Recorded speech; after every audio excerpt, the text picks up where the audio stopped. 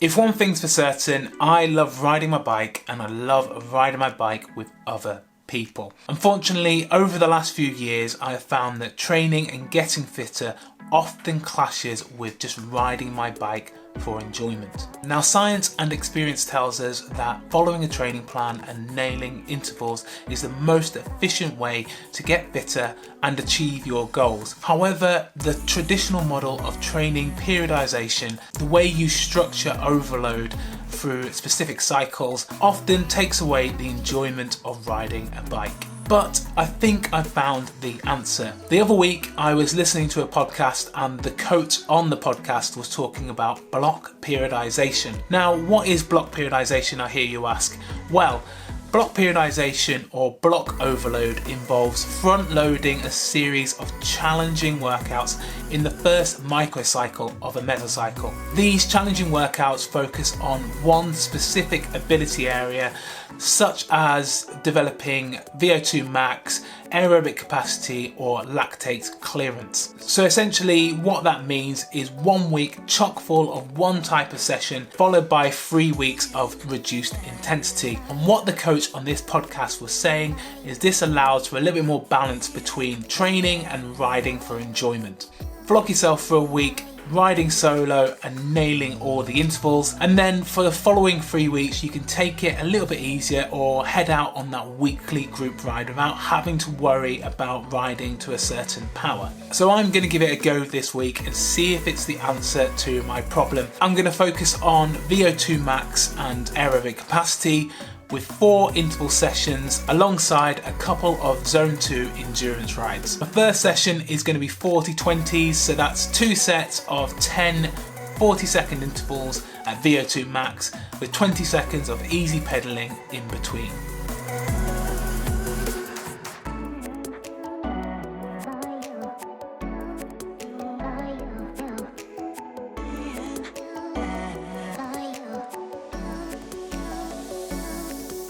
So today it's Tuesday, so second day of training, and today I've got some threshold efforts. So that's 4 times 8 minutes at around about FTP. Not only does threshold training boost your aerobic capacity, but you will also see some gains in your anaerobic capabilities too. And that's because at this intensity you'll be drawing on a large volume of type 2A muscle fibers. So these kind of intervals will really help with your muscular endurance. So each of my sessions start with pretty much the same warm-up.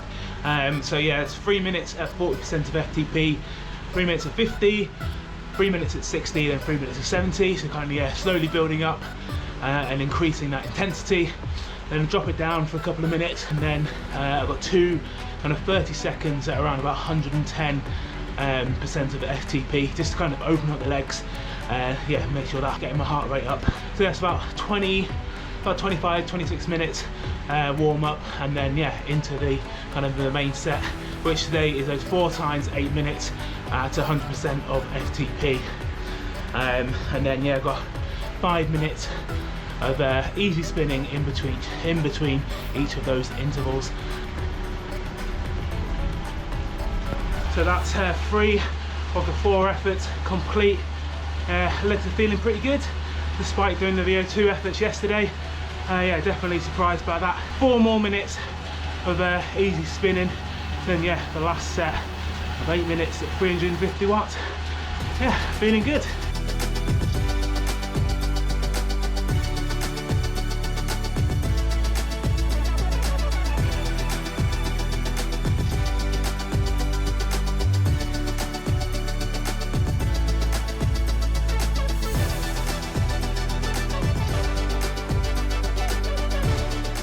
So it's day 4 of the block, and I'm back on the turbo today because again the weather is a little bit naff outside, and the main part of today's session is 3 times 3 times 2 minutes at VO2 max. So for me it's going to be 420 watts for each of those 2-minute intervals.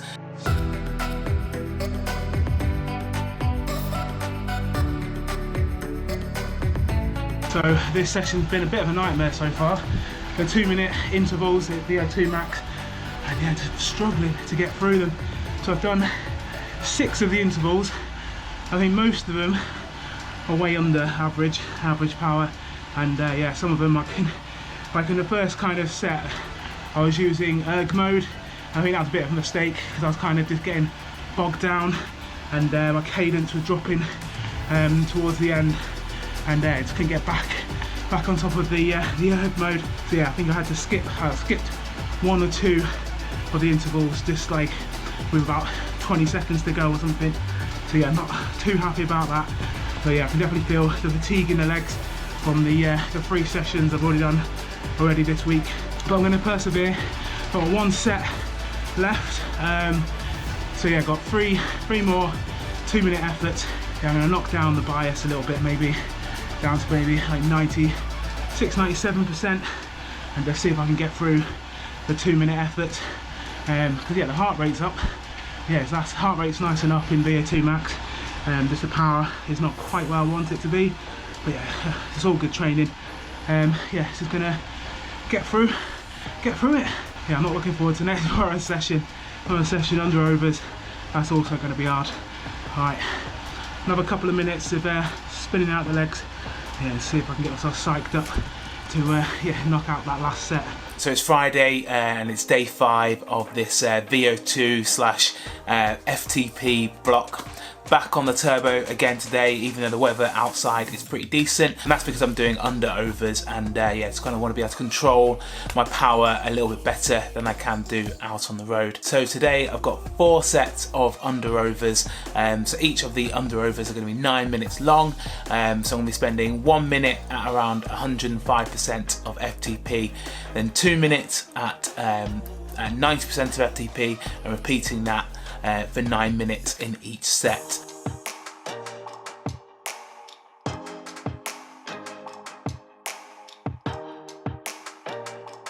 It's a shame to be stuck inside on the turbo when the weather's actually not bad for the first time in a couple of weeks. But yeah, I'll be outside tomorrow. I know it's only the warm-up, but my legs are definitely feeling a lot better than yesterday. So yeah, hopefully, fingers crossed, these efforts won't be too bad. Today I've got about 4 or 5 hours, and it's a bit of a mixture really. So first couple of hours I'm going to head out with Will and head over towards Bolton Abbey, this lovely like chilled kind of zone 2 ride, and then after that heading over to the track.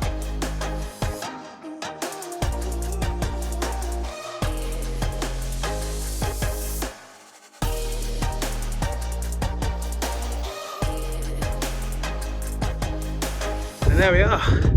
I ended up doing just shy of 150k in just over 5.5 hours. So yeah, big day in the bike. But yeah, that was the plan. So it's the last day of this little 6-day block, and yeah, just wanted to kind of empty the tank, kind of get every single thing out there. So yeah, so it was a long ride with yeah, so a bit of endurance to start off with, then over to the track to kind of do that track session. So yeah, a bit of racing and stuff in there, a bit of chain gang, and then yeah, finishing it off there with another hour or so with Matt, yeah, cruising around over to Otley, and yeah, hitting a few climbs and stuff, which yeah, my legs are starting to definitely feel it, and then yeah, the last climb up to home, oh, I was on my knees. So it's been a couple of weeks since I completed that 6-day block, and I think I might be onto a winner. I definitely struggled through the middle part of the week, but I think that was more down to overestimating the power that I was able to achieve with a few days of fatigue in the legs. So next time I'll make sure I set the intervals to the lower end of the power target towards the end of the block. I really like the simplicity of block periodization. It allows you to just focus on the task at hand while still allowing for enjoyment through the rest of the cycle. And I think this way of training is perfect for people who like to get out on the weekly group ride but still want to work on their fitness. I think it could also be beneficial for those who don't have standard jobs or kind of work on a shift pattern, as you can focus all your training into a short period and not worry about missing a session later in the cycle. However, I do think there are a couple of drawbacks. Firstly, I think it could lead to overreaching, especially for those who are new to training. So I'd recommend at least doing a traditional base phase before moving into block periodization. periodization to make sure that you're not overtraining. I also think it is very one-dimensional. A traditional model allows you to work on multiple things at the same time. However, with block periodization, it only really works if you focus on one area of ability. That being said, I think this is the model that works best for me, and I'm looking forward to the next block where I'll be working on my anaerobic capabilities. That's it for today's video. Don't forget to like and subscribe, and I'll see you in the next one.